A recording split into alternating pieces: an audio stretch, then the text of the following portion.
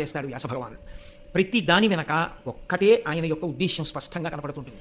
ఈ జాతికి ధర్మాన్ని అందించాలి. భారతము అన్న మాటకి, భారతము అని ఆ గ్రంథమునకు ఉన్న పేరు వెనక ఉన్న విశేషం అదే. అది బాహ్యంలో ఎంత పెద్ద గ్రంథమో లోపల సారాన్ని పరిశీలనం చేసినప్పుడు కూడా అంత పెద్ద గ్రంథమే. అందుకే పెద్దలైన వారు ఒక మాట అంటుంటారు, అసలు మహాభారతమును విననివాడు, మహాభారతము చెప్పనివాడు, మహాభారతము చదవనివాడు విద్వాంసుడే కాడు.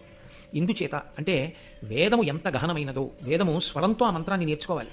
ఆ ఉదాత్త అనుదాత్త స్వరిత స్వరముతో గురువు దగ్గర కూర్చుని గురుముఖత నేర్చుకున్నటువంటి వేదమంత్రములలో నిక్షేపింపబడినటువంటి అర్థాన్ని తెలుసుకుని స్వరంతో కూడిన మంత్రముల చేత ఈశ్వరుణ్ణి ఆరాధన చేసి భక్తితో కూడిన కర్మాచరణం వలన ఈశ్వరానుగ్రహమును పొంది తత్కారణము చేత జ్ఞానము కలగడం చేత అద్వైత సిద్ధిని ఇక్కడే పొందడానికి అనువైనటువంటి స్థితిని కల్పించగలిగిన వేదము ఎంత గొప్పదో, ఆ వేదముతో సమానమైన స్థాయిలో వ్యాసభగవానుడు పంచమ వేదంగా మహాభారతాన్ని లోకానికి అందించారు. మహాభారత ప్రయోజనము కానీ, రామాయణ ప్రయోజనము కానీ, భాగవత ప్రయోజనము కానీ ఒక్కటే, ధర్మాన్ని అందించాలి. కేవలముగా అంత పెద్ద గ్రంథము అని ఆ గ్రంథంలో పుటలు చదివేయడం తప్పని నేను అనను. మహాభారతం ఇంట్లో ఉండడమే గొప్ప, మహాభారతాన్ని ముట్టుకోవడమే గొప్ప, మహాభారతాన్ని చదవడమే గొప్ప. అసలు మహాభారతం వినడం ఎంత గొప్పదో, ఎందుకు మహాభారతం ఆంధ్రీకరింపబడాలని తాను అంతగా వెంపర్లాడుతున్నాడో రాజరాజ నరేంద్రుడు నన్నయ్య గారికి చెప్పినటువంటి ఘట్టాన్ని చదివితే, అటువంటి మహాపురుష జననం జరిగి ఉండి ఉండకపోతే ఈ మహాభారతం ఆంధ్రీకరింపబడేది కాదు కదా.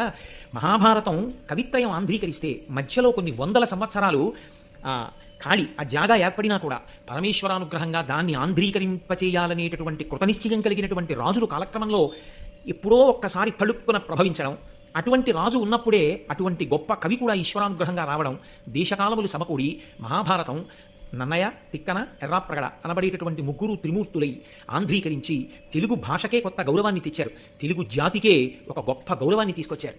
పంచమవేదమైనటువంటి మహాభారతాన్ని ఆంధ్రీకరింపచేయడానికి రాజరాజ నరేంద్రుడు పొందినటువంటి ఆర్తి చూస్తే మహాభారతం ఎంత గొప్ప గ్రంథం రా అనిపిస్తుంది. భారతాన్ని చదవడం ఎంత కష్టమో, భారతంలో ఉండేటటువంటి ధర్మ సమన్వయం చేసుకుని జీవితాన్ని అభ్యుదయ పథంలో నడిపించుకోగలిగినటువంటి స్థితప్రజ్ఞతని పొందడం కూడా అంతే కష్టం. మహాభారతం జాగ్రత్తగా చదివితే అయ్య బాబాయ్ నిజంగా మహాభారతంలో చెప్పిన ధర్మంలో మనం ఏ పాటి నిలబడగలుగుతున్నాం అనిపిస్తుంది. మీరు ఒక విషయాన్ని గమనించవలసి ఉంటుంది. ఈ జాతి గొప్పతనం అంతా ఎక్కడుందంటే, మతమన్న పేరు అసలు మనం జీవించేటటువంటి విధానానికి లేదు. మనం మతము అని పిలవం, దీన్ని సనాతన ధర్మము అని పిలుస్తాం. ధర్మము అన్న మాటకు అర్థం మీరు అనుష్ఠించవలసినది.